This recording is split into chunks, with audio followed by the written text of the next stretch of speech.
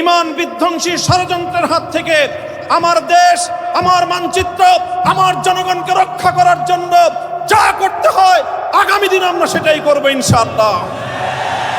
ইতিমধ্যে আমাদের মুরব্বীগণ তারা পরামর্শ দিয়েছেন এবং আকারে ইঙ্গিতে তারা স্পষ্ট ভাষায় বলছেন এ কথা, যদি কাদিয়ানীদেরকে অমুসলিম ঘোষণার এই দাবি আদায়ে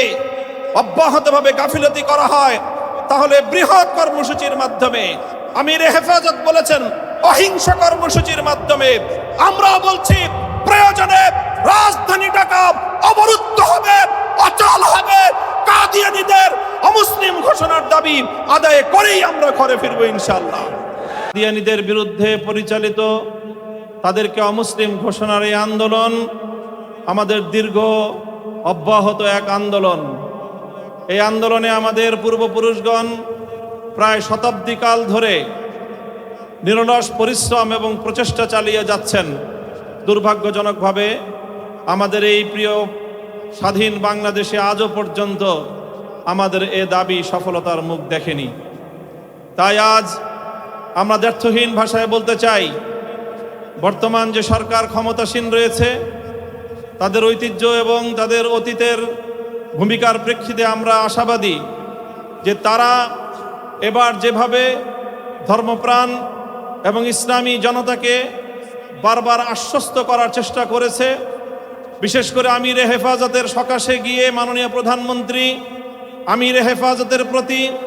বাংলাদেশের আলেম সমাজের প্রতি যে সম্মান তিনি প্রদর্শন করেছেন, তার এই সম্মান প্রদর্শন শুধুমাত্র কথার মধ্যে সীমাবদ্ধ না রেখে তিনি কার্যকর ব্যবস্থার মাধ্যমে তার প্রমাণ তিনি পেশ করবেন। সেজন্য আমরা সরকারকে পরামর্শ দিব যে কাদিয়ানীদেরকে সংখ্যালঘু অমুসলিম হিসেবে স্বীকৃতি দেওয়ার, ঘোষণা করার এবং তাদের সংখ্যালঘু হিসেবে তাদের অধিকার সংরক্ষণ করার যে যৌক্তিক একটি বিষয়, এর পিছনে ওআইসির মতো আন্তর্জাতিক ইসলামিক যেই কান্ট্রিগুলো রয়েছে,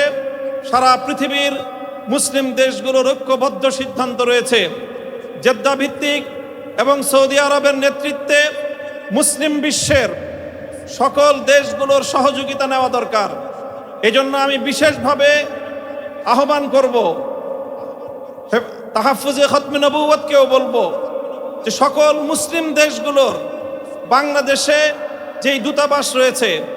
এবং তাদের রাষ্ট্রদূতরা রয়েছেন, তাদের সাথে আমাদের বিশেষ যোগাযোগ করা প্রয়োজন এবং মুসলিম বিশ্বের সকল রাষ্ট্রের সহযোগিতা এই দাবির উপর সংগ্রহ করে ওআইসির এই সিদ্ধান্ত কার্যকর করার জন্য ওআইসির পক্ষ থেকে বাংলাদেশ রাষ্ট্রের উপর যেন চাপ প্রয়োগ করা হয়, সেই জন্য আমাদেরকে কূটনৈতিক তৎপরতা অব্যাহতভাবে পরিচালনা করতে হবে। এবং ইনশাআল্লাহ আমরা স্পষ্ট ভাষায় বলছি, আমাদের ঈমান এবং আকীদা রক্ষা করার, বাংলাদেশের ধর্মপ্রাণ সরল মুসলমানদেরকে কেউ যেন বিভ্রান্ত করতে না পারে, এই বিভ্রান্তির হাত থেকে, ঈমান বিধ্বংসী ষড়যন্ত্রের হাত থেকে আমার দেশ, আমার মানচিত্র, আমার জনগণকে রক্ষা করার জন্য যা করতে হয় আগামী দিন আমরা সেটাই করব ইনশাআল্লাহ। ইতিমধ্যে আমাদের মুরব্বীগণ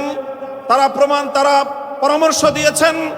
এবং আকারে ইঙ্গিতে তারা স্পষ্ট ভাষায় বলছেন এ কথা,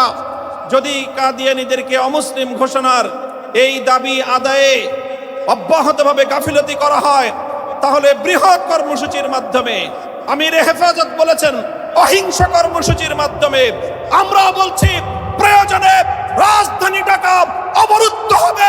অচল হবে, কাদিয়ানীদের অমুসলিম ঘোষণার দাবি আদায় করেই আমরা ঘরে ফিরবো ইনশাআল্লাহ। সেই জন্য একদিকে আমাদেরকে ব্যাপক কাদিয়ানীদের অপতৎপরতার বিরুদ্ধে দেশব্যাপী গণসংযোগ করতে হবে, দাওয়াতি কার্যক্রম করতে হবে, কাদিয়ানী সম্প্রদায়ের স্বার্থ সংশ্লিষ্ট অর্থনীতির তাদের যেই শক্তি, সেই শক্তির গোড়ায় আমাদেরকে নিয়মতান্ত্রিক উপায়ে আঘাত হানতে হবে। সেই সাথে গোটা দুনিয়ার মুসলিম বিশ্বকে সঙ্গে নিয়ে বাংলাদেশের সকল রাজনৈতিক পক্ষগুলো ঐক্যবদ্ধ হয়ে ইনশাআল্লাহ, ইতিমধ্যে আপনারা দেখেছেন আমাদের দলীয় সংসদ সদস্য জাতীয় সংসদে কাদিয়ানীদের অমুসলিম ঘোষণার দাবি উত্থাপন করেছে। ইনশাআল্লাহ আমাদের যারা সংসদে প্রতিনিধি রয়েছে তারা তাদের এই উচ্চকিত কণ্ঠ অব্যাহত রাখবে, বলেই যাব যতদিন এ দাবি আদায় না হবে আমরা এ দাবি থেকে এক চুল পরিমাণ পিছপা হব না ইনশাআল্লাহ। ইনশাআল্লাহ আগামীর দিনে আমাদের সেই দাবি আদায় হবে এবং আমরা নিয়মতান্ত্রিক উপায়ে আমাদের রাষ্ট্র সরকারের কাছ থেকে সেই দাবি আদায়ের প্রত্যাশা রেখে বক্তব্য শেষ করছি। ওয়া আখিরু দাওয়ানা আলহামদুলিল্লাহি রাব্বিল আলামিন।